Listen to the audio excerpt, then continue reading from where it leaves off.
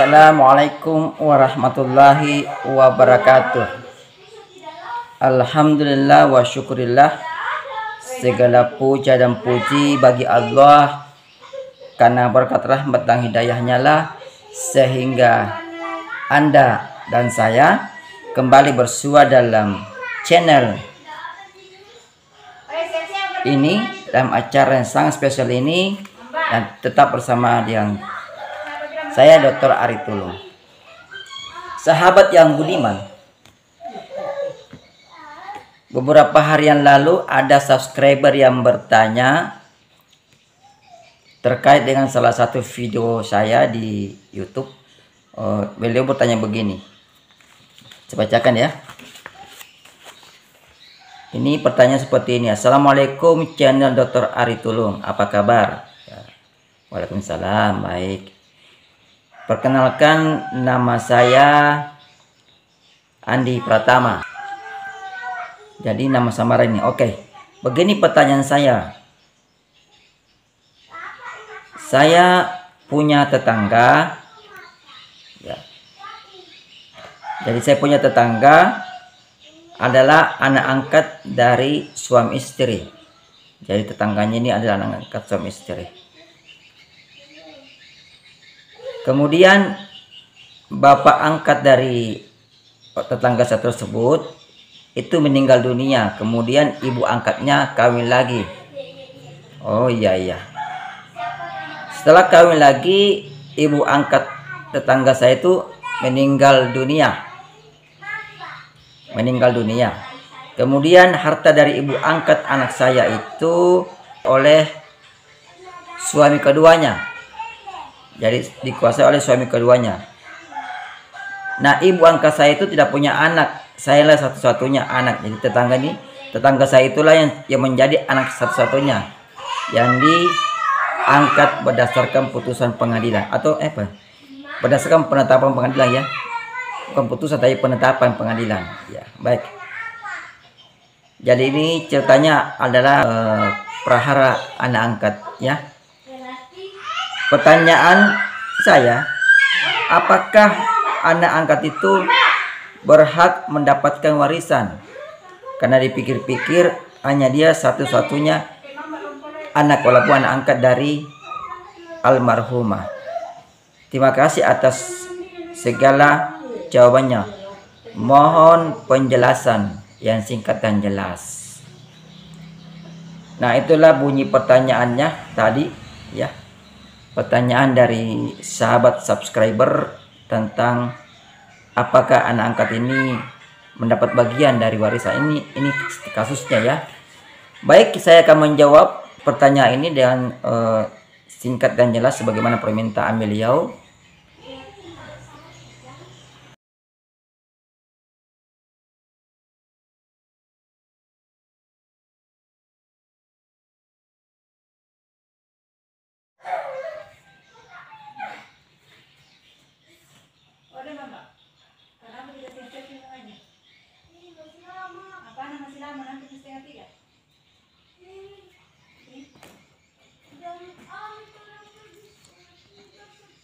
Jadi si A ini diangkat oleh B dan C merupakan pasangan suami istri. Ya. Berselang kemudian ya, si ayah angkat dari si A ini tuh meninggal dunia, kemudian ibu angkatnya kawin lagi. Ya. Kawin lagi. Lama kelamaan ibu angkat dari si anak angkat tadi itu meninggal pula. Jadi meninggal pula. Setelah meninggal, maka harta dari ibu angkat dari si A tadi yang merupakan anak angkat itu dikuasai oleh si D, suami keduanya. Ya, suami dari perkawinan yang kedua. Bukan suami kedua, maaf ya. Bukan suami kedua tapi suami dari perkawinan yang kedua, karena beda maknanya itu ya. Suami dari perkawinan yang kedua. Ya. Jadi dikuasai oleh ya. Pertanyaan dari subscriber tadi bertanya, apakah si A sebagai anak angkat itu boleh menuntut bagian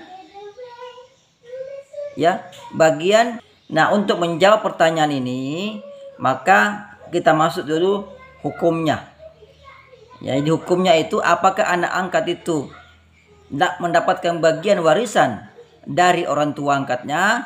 Nah, mari kita lihat dulu. Kita bahas dulu kembali kepada kompilasi hukum Islam, ya. Nah, di dalam kompilasi hukum Islam, di situ diterangkan bahwa yang dimaksud ahli waris sebagaimana yang tertuang di dalam pasal 171 huruf C, dinyatakan bahwa ahli waris adalah orang yang pada saat pewaris meninggal dunia mempunyai hubungan darah atau hubungan dengan pewaris karena perkawinan beragama Islam dan tidak terhalang karena hukum untuk menjadi ahli waris. Jadi dalam kompilasi hukum Islam ini sudah secara tersurat dijelaskan bahwa untuk menjadi ahli waris itu haruslah memiliki beberapa unsur. Yang pertama, untuk menjadi ahli waris maka harus ada dulu yang meninggal dunia. Ini jelas ya. Orang yang pada saat pewaris meninggal dunia berarti harus ada dulu yang meninggal dunia. Itu unsur yang pertama. Unsur yang kedua, orang yang masih hidup, orang yang ditinggalkan oleh pewaris itu, ya, harus punya hubungan darah. Ini unsur kedua. Jadi harus memiliki hubungan darah dengan pewaris atau orang yang meninggal dunia tadi. Unsur yang ketiga, ya, memiliki hubungan perkawinan. Hubungan perkawinan di sini yang dimaksud adalah pasangan hidup yang terlama. Jadi kalau istri yang meninggal, maka suami yang masih hidup itu menjadi ahli waris. Kalau suami yang meninggal, maka istri yang hidup yang masih hidup itu menjadi ahli waris dari suami. Itu. Unsur yang berikutnya, unsur yang keempat adalah beragama Islam. Jadi ini dalam kompilasi hukum Islam yang dimaksud dengan ahli waris. Ya. Kemudian unsur kelima, ahli waris tersebut tidak terhalang untuk menjadi ahli waris. Nah, ya, tidak terhalang untuk menjadi ahli waris. Misalnya pernah melakukan percobaan pembunuhan kepada pewaris atau dihukum penjara karena melakukan terhadap pewaris dan itu, ya. Itu salah satu yang membuat ahli waris terhalang untuk menjadi ahli waris.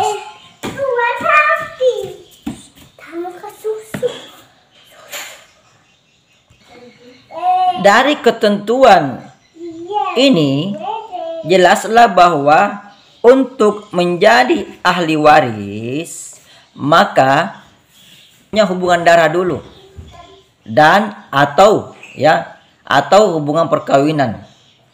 Jadi dengan demikian bahwa anak angkat itu bukanlah anak yang memiliki hubungan darah dengan orang tua angkatnya.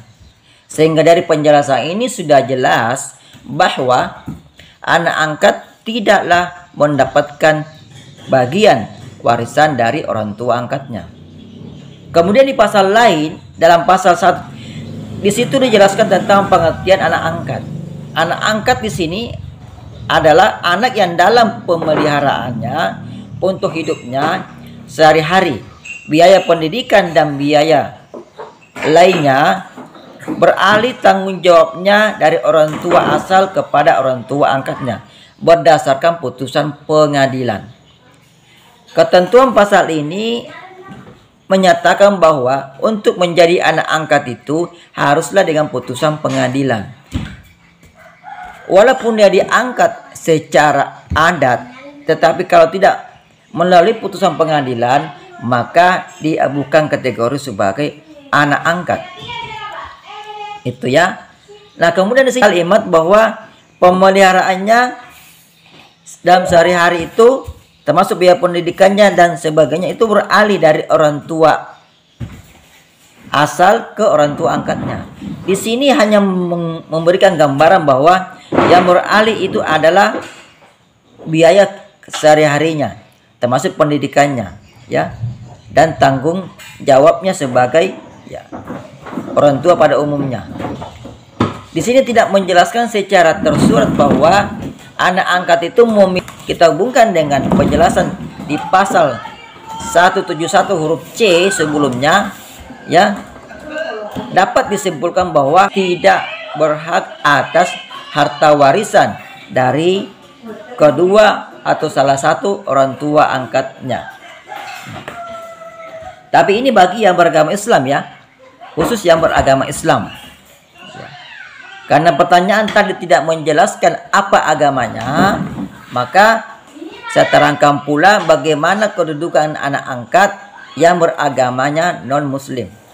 Bagi anak angkat yang tunduk pada kitab undang-undang hukum perdata sama, maka anak angkat di dalam pembagian hukum barat, yang dimana pembagiannya itu berlaku bagi orang Indonesia di luar agama Islam, maka anak angkat itu berhak mendapatkan warisan, ya, sama dengan anak kandung,